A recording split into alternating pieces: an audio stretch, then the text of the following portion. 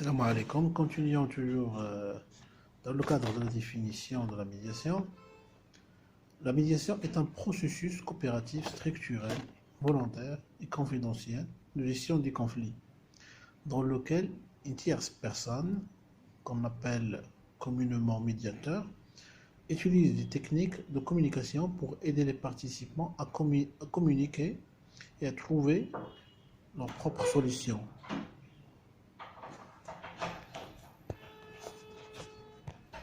au conflit que leur oppose. Il faut savoir que si on procède à la comparaison des deux techniques, l'arbitrage et la médiation, on peut facilement détecter les différences suivantes. Alors, pour la mission de l'arbitre, il essaie toujours de trouver une solution. Il tranche le litige par de négociations. Alors ici, on parle de la sentence arbitrale, qui est l'équivalent d'un jugement. Donc, on peut conclure que l'arbitre décide et il prononce une sentence arbitrale, c'est-à-dire la décision, et qui doit être respectée par les parties au conflit. Il faut savoir que lorsque les contractants insèrent dans le contrat une clause d'arbitrage, la clause compromissoire, le tribunal étatique ne peut jamais trancher le litige. Il est dans un état d'incompétence. Alors, vous pouvez facilement conclure que la clause compromissoire, il s'agit d'une clause insérée au contrat avant la naissance du litige. Au contraire, le médiateur aide à trouver la solution. Il utilise des techniques de négociation pour aider les parties à trouver un terrain d'entente. Donc la décision ne lui revient pas, c'est aux parties qui décident par le biais d'un accord transactionnel, c'est-à-dire la transaction.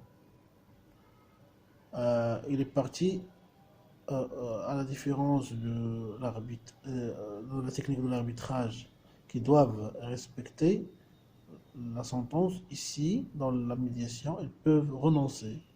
Ils ne sont pas tenus de la respecter.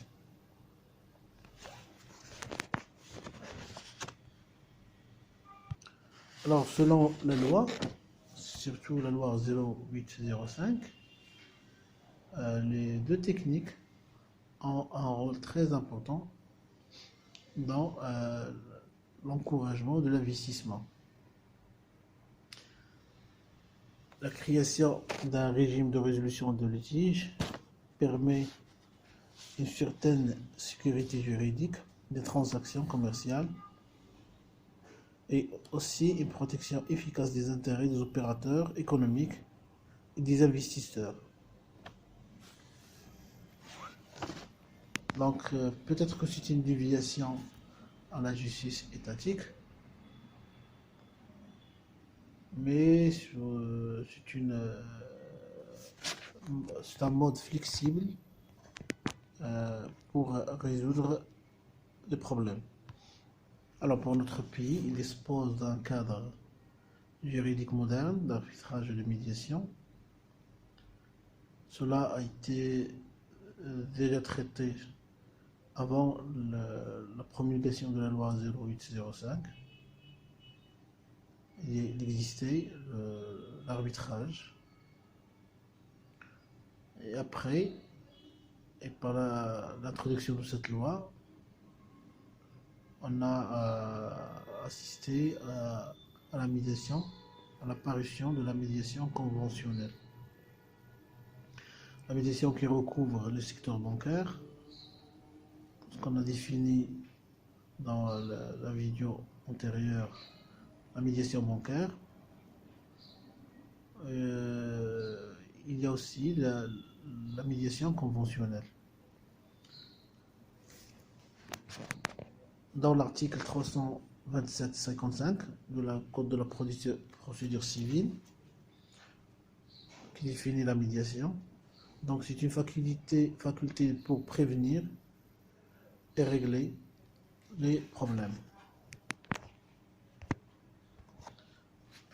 C'est un moyen de gestion des risques, la prévention des risques avant sa survenance. Donc, le médiateur a un rôle très important au niveau de la facilitation de la négociation entre les parties pour arriver à un accord transactionnel qui joue le rôle d'une transaction. Donc, pour que l'accord transactionnel soit valable, c'est-à-dire on fait retour aux conditions de validité d'un contrat, il y a 4 éléments qui doivent être réunis, à savoir le consentement, l'objet, la cause, la capacité. Et vous avez tous les vices de consentement déjà traités dans un semestre antérieur. C'est l'erreur, le dol, la lésion et la violence. Donc, le consentement ne peut être vicieux qu'à l'existence d'un de ces éléments. Alors, les types d'écrits. Alors, l'écrit ici représente une preuve, mais ici, l'écrit n'est pas exigé. Il y a parfois les écrits conditions de validité, donc l'écrit peut être exigé. Alors, vous savez que, par exemple, le contrat de travail est consensuel, exception solennelle. Donc, il peut être justifié par écrit ou non.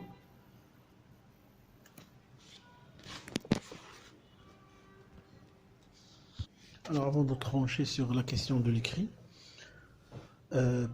parmi les formes de la médiation, il y a le compromis de médiation.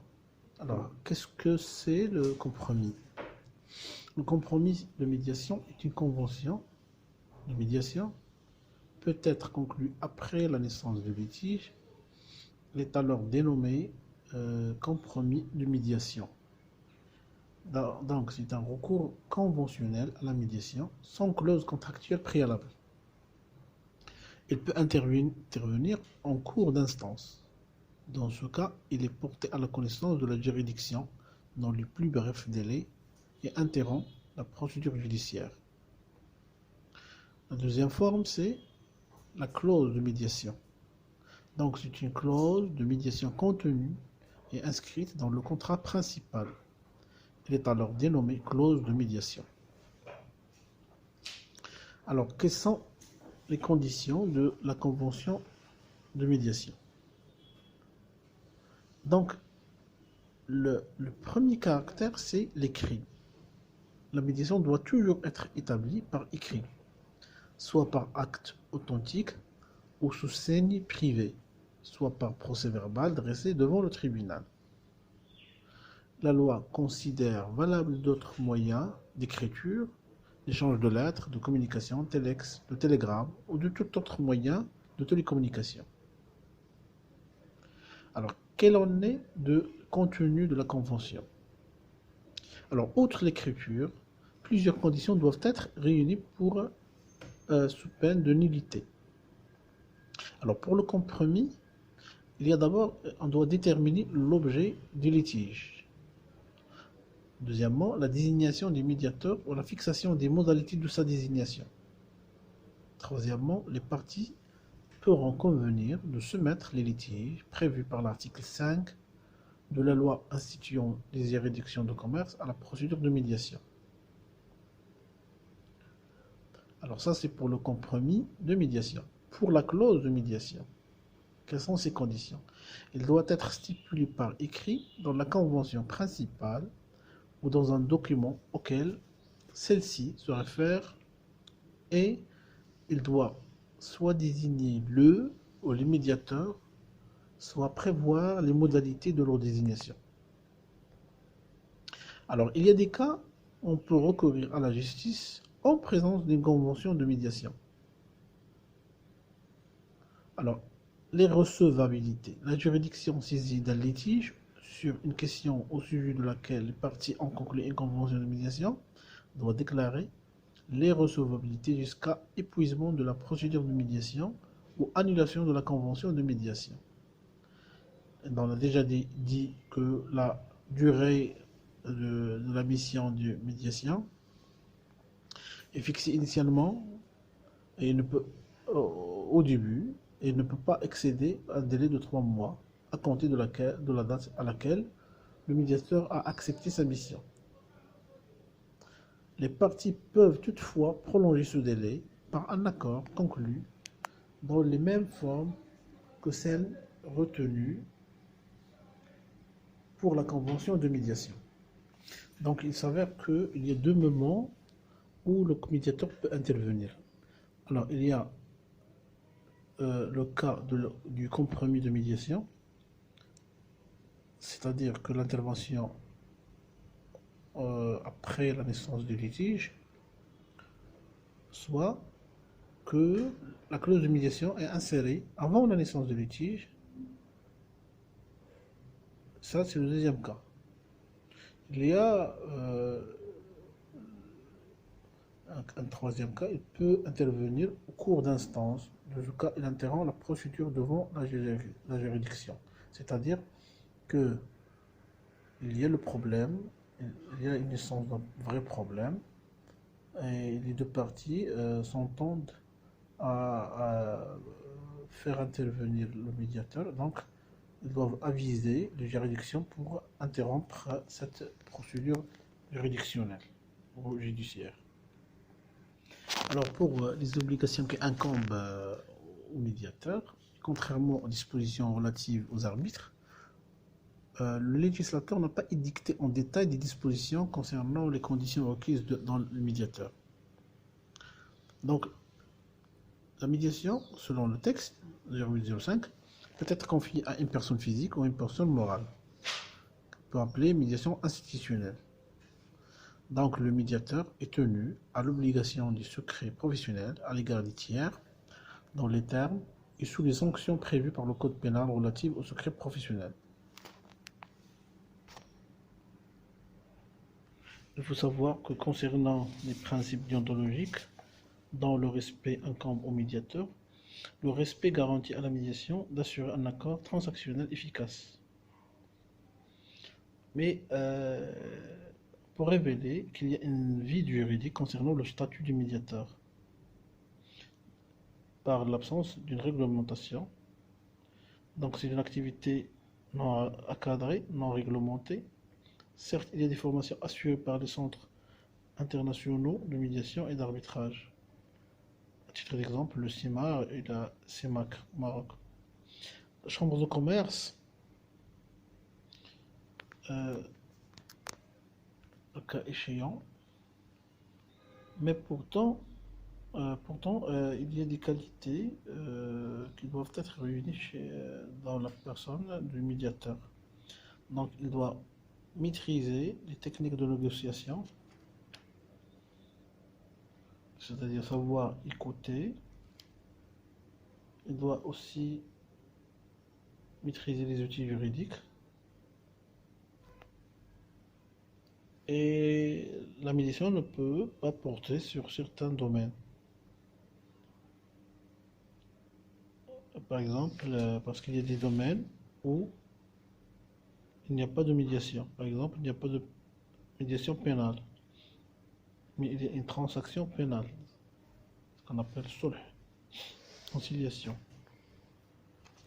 Alors, parmi les risques aussi qu'on peut recenser, ou bien des points de faiblesse à la médiation au Maroc, en plus de la non-réglementation de l'activité, c'est-à-dire qu'il n'y a pas d'agrément, il y a aussi que le non-respect des obligations déontologiques pose problème, parce qu'il n'y a pas d'agrément et donc il n'y a pas de radiation de l'ordre.